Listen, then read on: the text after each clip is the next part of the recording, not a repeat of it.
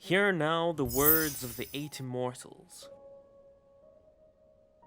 O true sage and vigilant warrior, if you would find true mastery of the body and spirit, seek the path to the shrine of Onitama.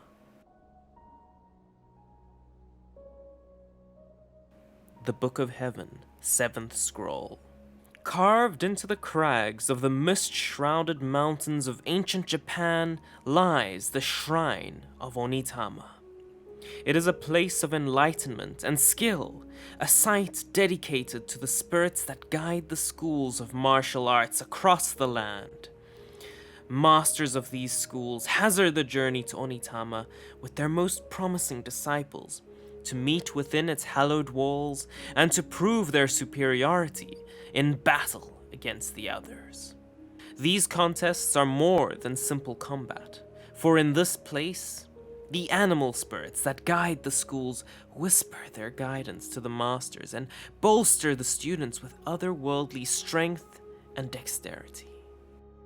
Hear me, if you would prove your art above all others, when you have mastered its mysteries, then may you seek to challenge others. It is through superior strategy and superior skill that the Master of Masters will be known and the true art will be revealed.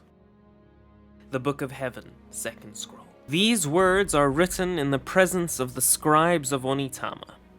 I have unlocked the mysteries of my art, which I believe to be the true art. I have listened to the spirits and have studied the manuals of my ancestors, passing along the wisdom to my disciples. I ask now, in this place between heaven and earth, that my art be judged in the eyes of the 8 immortals and all men. The Scroll of Onitama, on which the names of the true masters are written. These are the words of the enlightened ones. There are 2 paths to superiority: to best another master as the larger stone breaks the smaller, or to wrest control away from his art as a stream carries away all within it.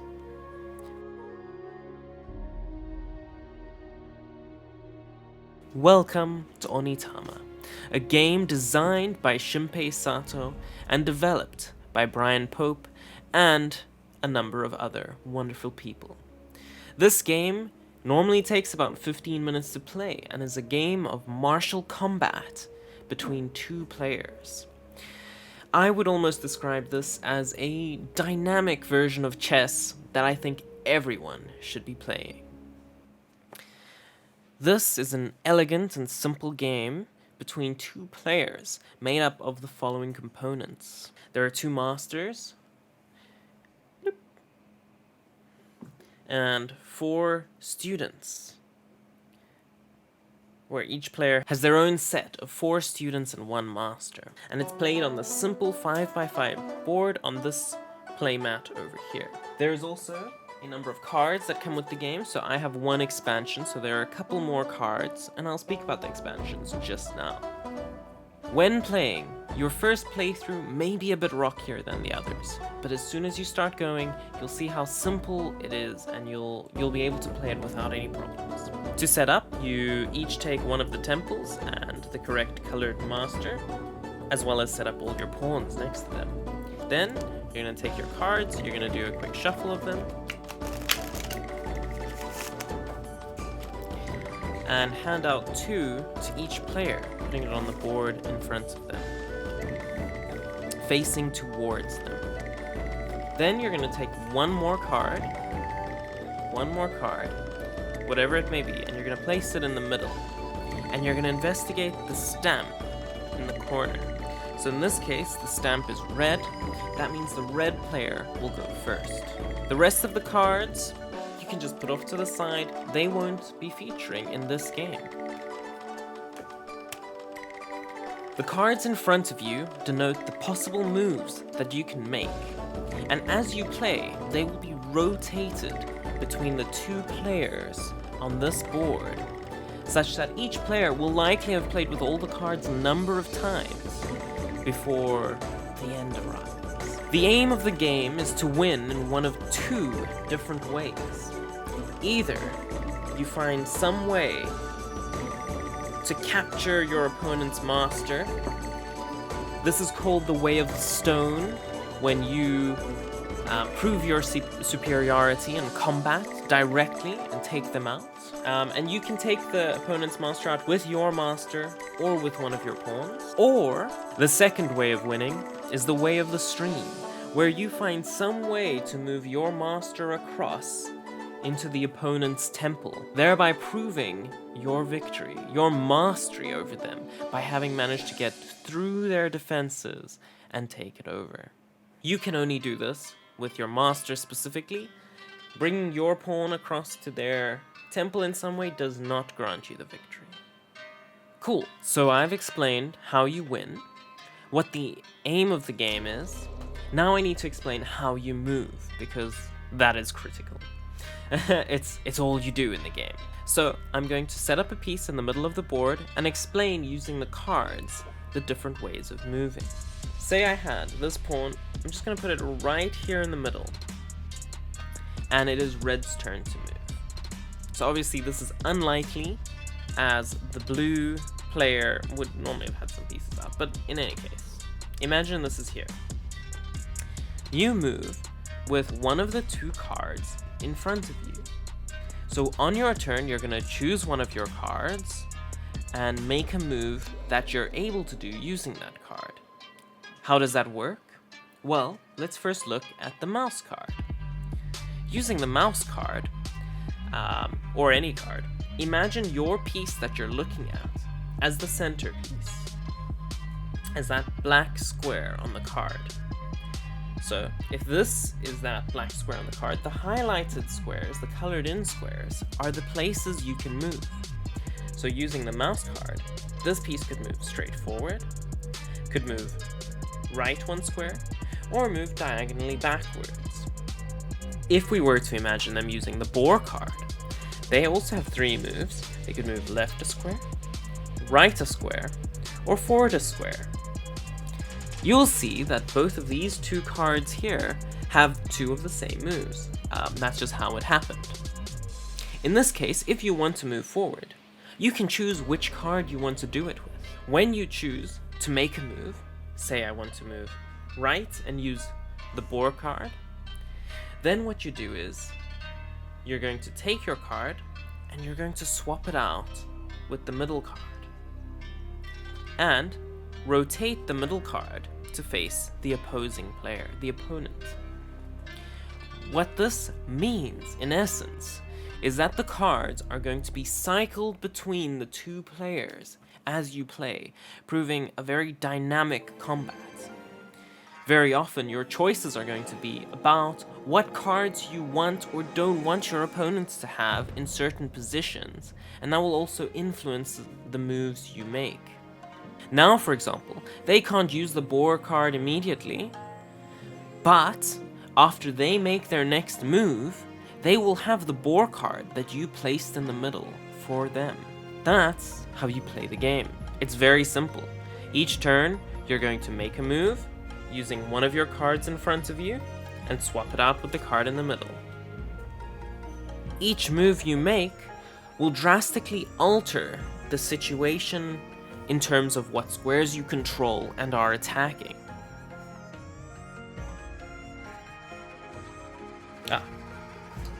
That was the wrong way around.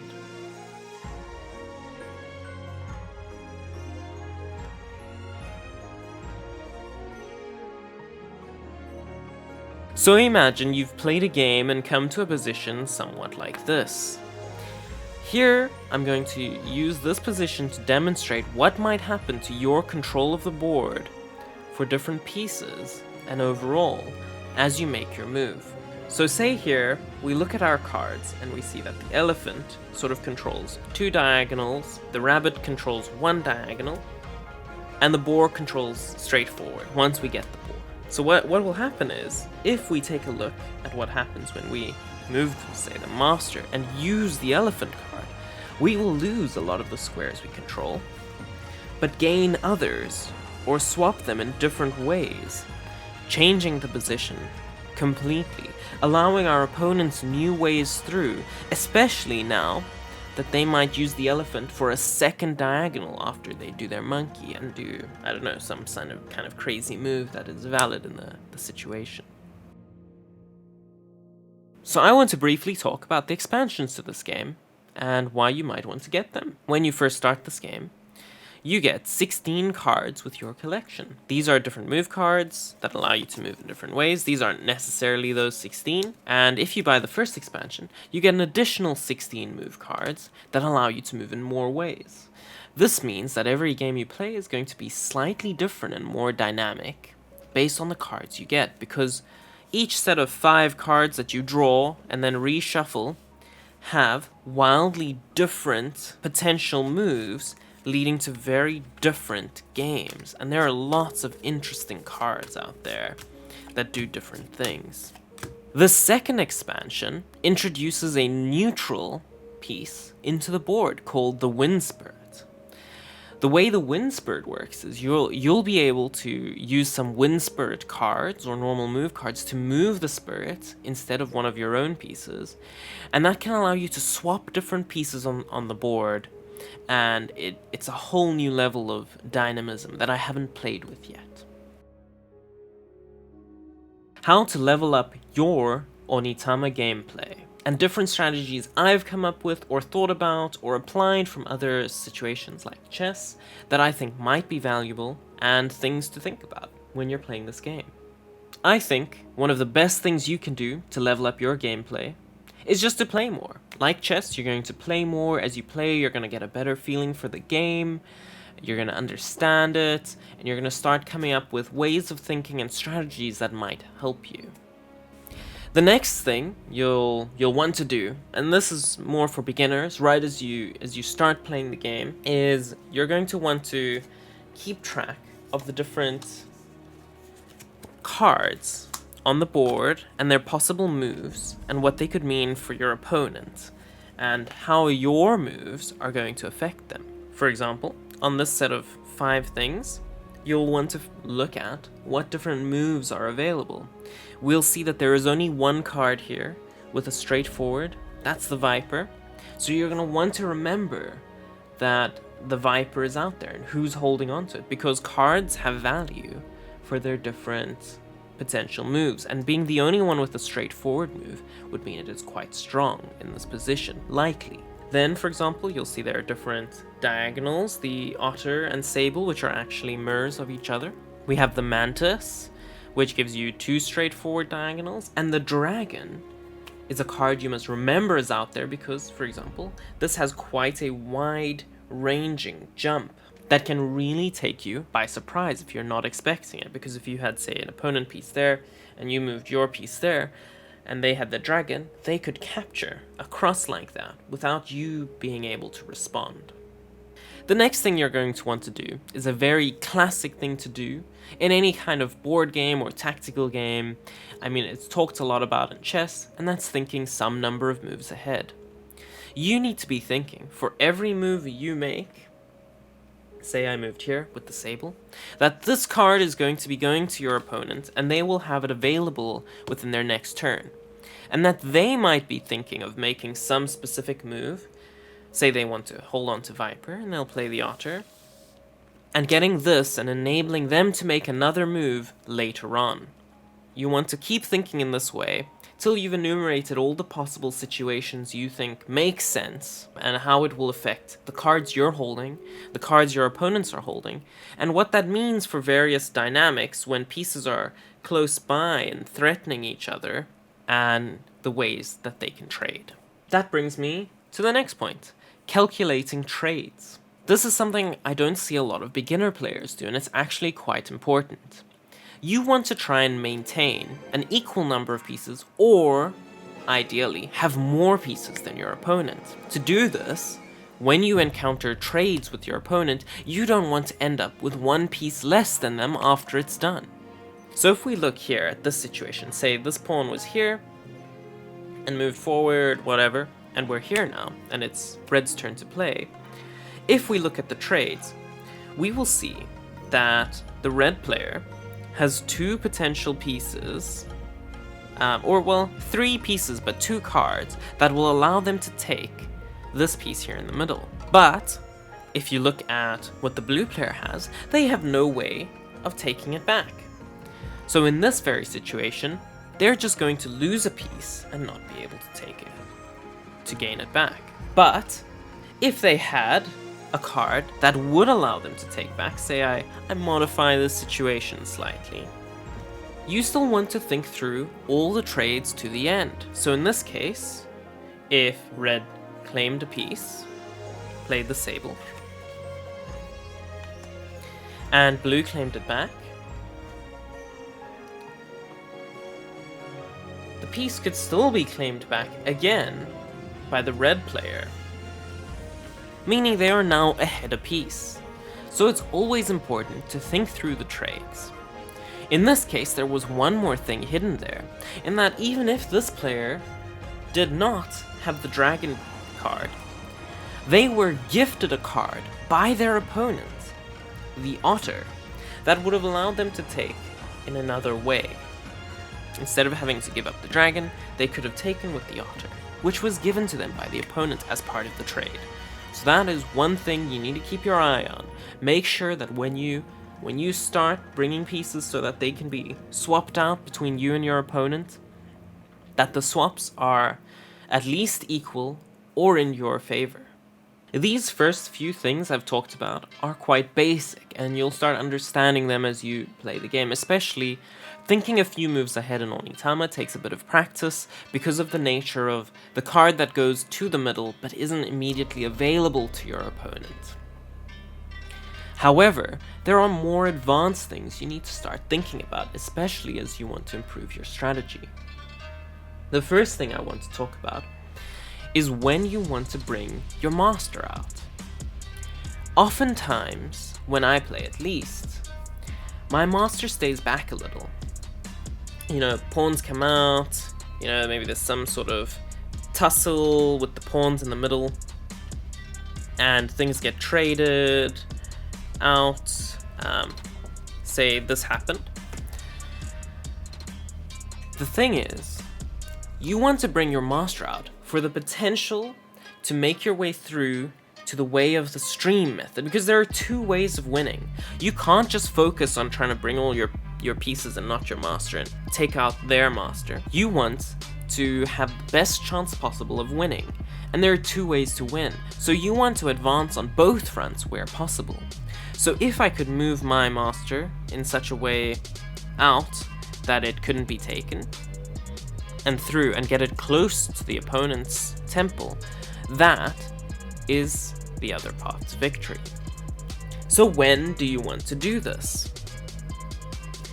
My advice is to bring out the master fairly early, not within the first, say, 3 moves, but if you can get some sort of pawn structure that gives you some defense and there's no nearby student that could attack your master, to bring out your master sort of as early as is feasible.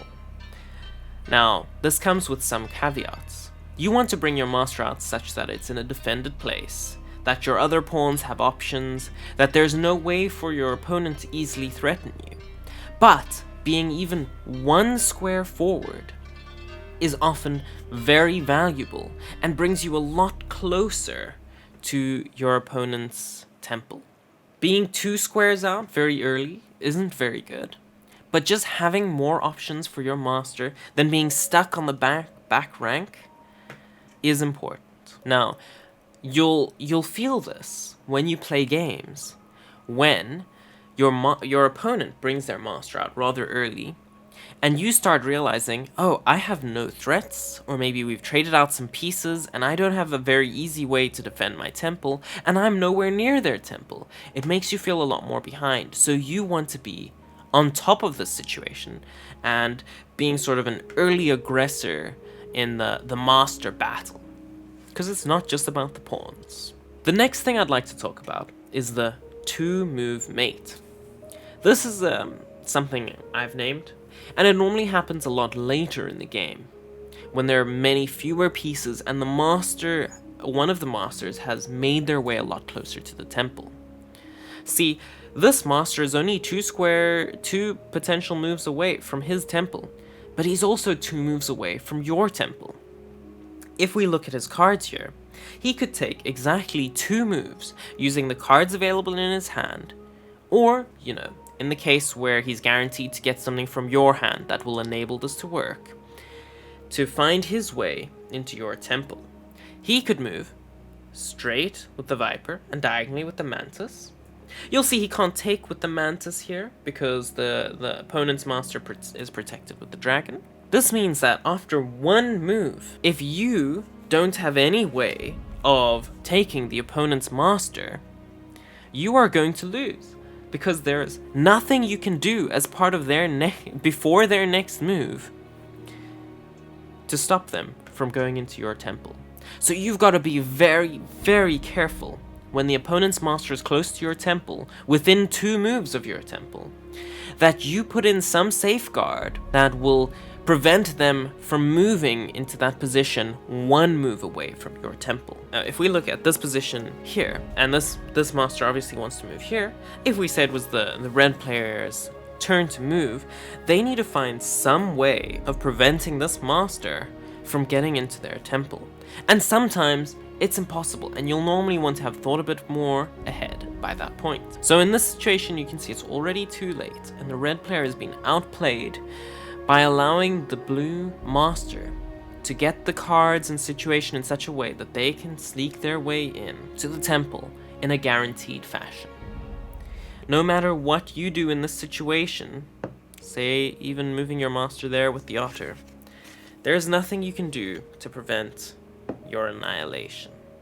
I wanted to bring up the 2-move mate because I have found it happening very often where your opponent can get very close and threaten you, and unless you can find a way to block off their potential moves into that threatening radius, you have no chance of stopping them. The last thing I'd like to talk about, and probably the most important in terms of overall strategy that I've learned through playing, and I would like you to know, is about the color of the cards and how you should think about moving your pieces in relation to these cards. You'll notice that there are 3 different types of color cards. There are the blue cards, there are the green cards, and there are the red cards.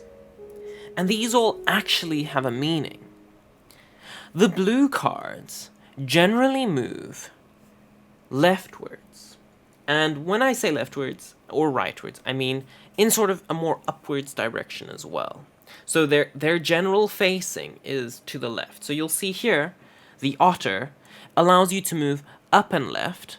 That also gives you a move to right. So it is quite interesting in that way. The sable lets you move up and right. And that is a red card. So the red cards normally go right, and the blue cards normally go left. And the green cards are neutral cards. They'll be balanced in some way. So you'll see if you look at both the Mantis and the Dragon here, they're equal in what they allow you to do to the left and right. Now, the balance of cards in the game is important to how it plays out, and the kind of moves you'll be making and thinking about. If we look at all of these cards, we'll see that there are actually 2 blue cards, 1 red card, and 2 green cards. What that means is, in general, your pieces will likely be moving more up and to the left. And remember that it is rotated, so the opponent will be moving more and up and to their left. There's sort of rotational symmetry that happens in the game. With this set of cards, it will likely happen that you more go that way, whereas your opponent comes around that way, and you'll maybe clash a bit in the middle. And you'll want to use the cards so that this doesn't happen. Why? Well, let me give you an example scenario. And I'm gonna specifically tailor a couple cards out of the deck for it. I'm gonna leave Mantis in here. Looking at this situation, you will notice that I've set it up. There are 3 blue cards, 1 red card, and 1 green card. In this case, they're both with the opponent. As we're thinking about the red, but that's fine. What that means is, as I said, our pieces will generally tend more in this direction over the course of the game because there is a much higher chance we'll be getting blue cards. We kind of don't really want that to happen. We want the power of the blue cards on our side. And when we're on the left side, for example, imagine this weird situation, we will have a lot less potential for moves with the blue cards if we're more towards the side that they naturally push us. This brings me to my point, where I would like you to think about moving wrongwards, or against the grain of most cards in the game. So if there are 3 blue cards here, I think, and the way I play, and it's proven to be quite effective, is to move in the other direction from the average card. So, in this case, I would move, say, here, with the horse card. And what that will allow me to do is to have more options facing diagonally through the board with the remaining blue cards that I have in my hand.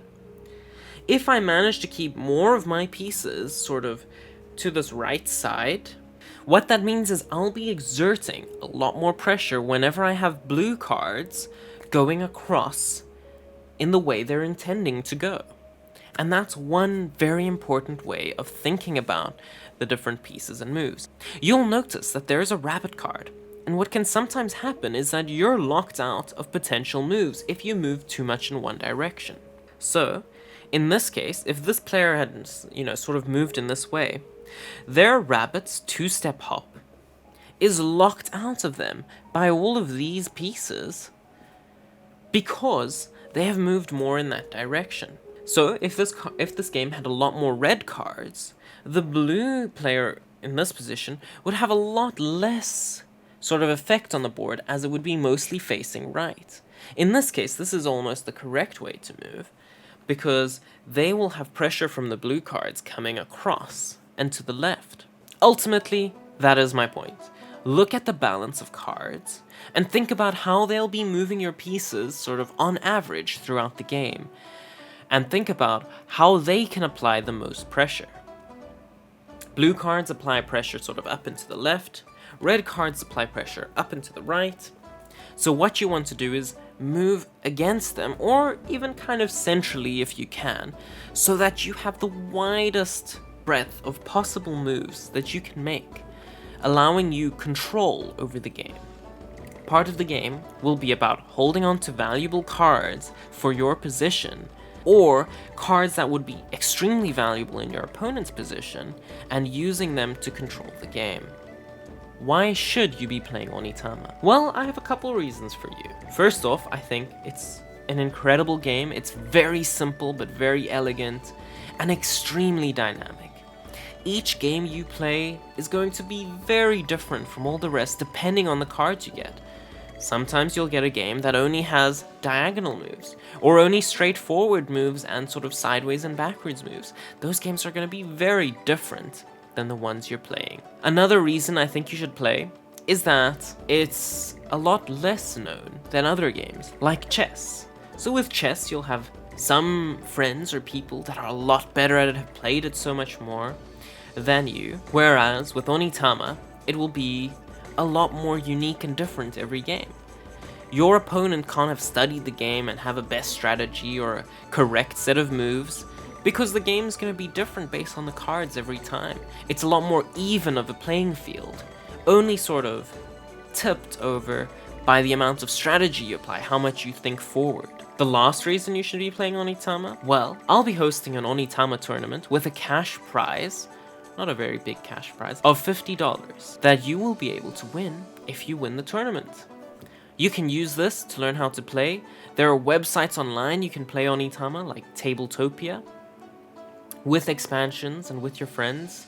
And join me in about a month's time for an Onitama tournament. I look forward to seeing you there.